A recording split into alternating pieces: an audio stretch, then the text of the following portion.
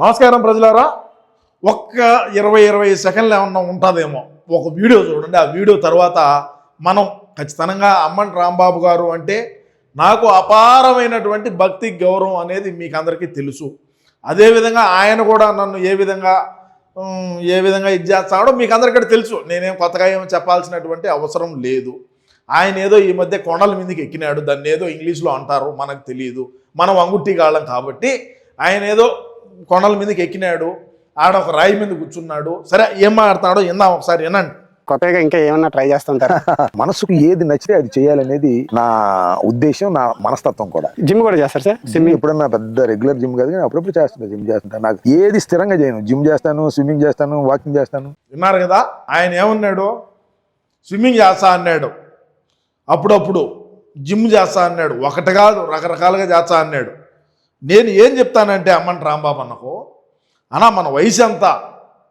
ఇప్పుడు నువ్వు ఆ రాయి మీద కూర్చోండావు, నువ్వు ఒకడవే పోయి కూర్చున్నావా? నిన్ను ఎవరన్నా కాళ్ళు పట్టుకొని ఎక్కించినారా, చేతులు పట్టుకొని ఎక్కించినారా? అది చెప్పు. Point number 1.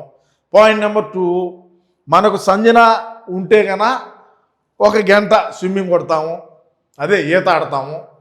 అదే కన్నా సుకన్య ఉంటే 1 అరగంట జిమ్ చేస్తాము. ఈ అవలేనాట్లు ఎందుకు?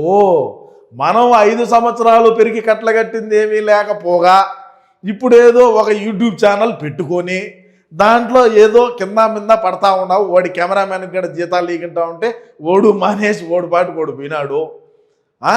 ఫామ్ హౌస్లో కొనుక్కొని చేస్తావు, నువ్వు జిమ్ చేస్తావు, నాకు తెలుసు. నేను ఇక్కడ దయచేసి రాష్ట్రంలో ఉండేటువంటి వీడియో చూసేటువంటి మహిళలకు నేనేం తెలియజేస్తున్నానంటే, ఉద్దేశపూర్వకంగా మాట్లాడినటువంటి మాటలు కాదు ఇవి.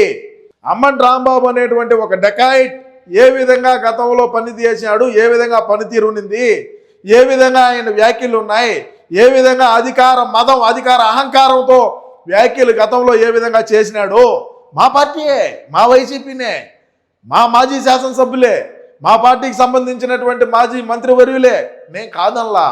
ఎవరికైనా సరే ఒక ఇదనేది ఉంటుంది. నీ ఇష్టానుసారంగా మాట్లాడి నువ్వు రకరకాలైనటువంటి విమర్శలు చేసి నీకు ఇచ్చినటువంటి శాఖ నువ్వు ఎటువంటి ఇది చేయకపోగా నీకు ఇచ్చిన శాఖను ఎంత చిత్తశుద్ధితో నువ్వు పనిచేసినావయ్యా. నువ్వు ఉన్న రోజులు సరే నేను నా శాఖకి సంబంధించి నేను ఈ విధమైనటువంటి పనులు పూర్తి చేసినాను అని చెప్పగలవా అనే ధైర్యం ఉన్నదా? రాష్ట్ర ప్రజలకు నువ్వు ఏమి సందేశం ఇస్తున్నావు నైనా?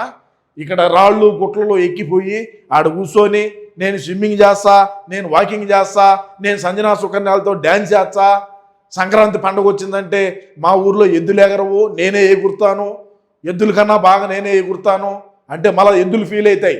నువ్వు ఏ విధంగా డ్యాన్స్ చేసావు అందరూ చూశారు కదా. ఈ సంవత్సరం కూడా వేస్తావు అనుకున్నావు, ఎవరు వేయలే. ఎందుకంటే మనం అధికారం పోయింది, మనం మంత్రులు కాదు, బొచ్చు ఆడికి పోయి నిలబడితే ఎవడు వచ్చేవాడు కాదు, లేడు అని చెప్పి నువ్వు నీ ఇష్టానుసారంగా మా వాకింగ్ చేస్తా అంట. అప్పుడు ఒకటి చేయడం అంటేనా? నేను చేస్తా. ఎందుకురా నీకు ఈ వయసులో? ఏం అవసరమో?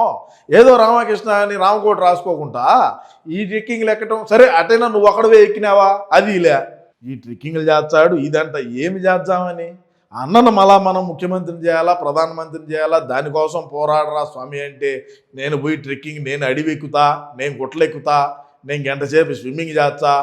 ఎవరు ఉండాలైనా స్విమ్మింగ్ చేసేటప్పుడు నీకు పక్కన ఒకడవే చేస్తా స్విమ్మింగ్గా ముసుకొని. ఇకనైనా సరే ఇటువంటి అవలే చాలిచ్చి సత్తెనపల్లిలో నీ నియోజకవర్గ అభివృద్ధి గురించి ఏనాడైనా సరే నువ్వు రాష్ట్ర ప్రజానికానికి తెలియజేసినావా? పోనీ నీ నియోజకవర్గంలో ఉండేటువంటి ప్రజానికానికి ఏమన్నా నువ్వు తెలియజేసేటువంటి ప్రయత్నం అయినా సరే తమరు చేసినారా అని నేను ఈ సందర్భంగా అడుగుతూ ఉండదు. దీనికి చెప్పండి మరి. ఎస్, నేను చేసినాను, నేను ఎక్కడ అవినీతి చేయలా, నేను నా సత్తెనపల్లి నియోజకవర్గాన్ని చాలా బాగా అభివృద్ధి చేసినా అని చెప్పే దమ్ము ధైర్యం నీలో ఉన్నదా? అవన్నీ మాట్లాడడం, ఎంతసేపటికి ఎదుటోడి మీద బురద చల్లటం, ఆ చంద్రబాబు నాయుడు, ఆ పవన్ కళ్యాణ్, ఆ నారా లోకేష్, ఆ పోలీసు వ్యవస్థ, ఏ కథలే. అదే పోలీసు వాళ్ళే కదా మనం అధికారంలో ఉన్నప్పుడు కూడా అదే కాకి కొట్లు వేసుకొని డ్యూటీలు చేశారు. ఆ రోజు ఏమి నిద్రపోతా ఉన్నావా? ఆ రోజు కనపడరు, ఈరోజే కనపడతారు.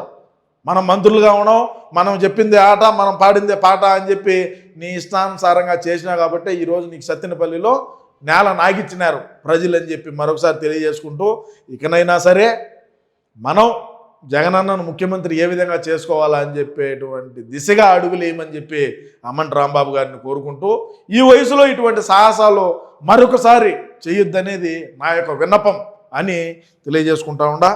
సరే, ఏది ఏమైనప్పటికీ మా అమ్మంటి రాంబాబు గారు చేసినటువంటి సాహసానికి మీ మనసులో ఏముండదనేది మీ అమూల్యమైన అభిప్రాయాన్ని కూడా కామెంట్ రూపంలో అయితే తెలియజేయండి. నమస్కారం.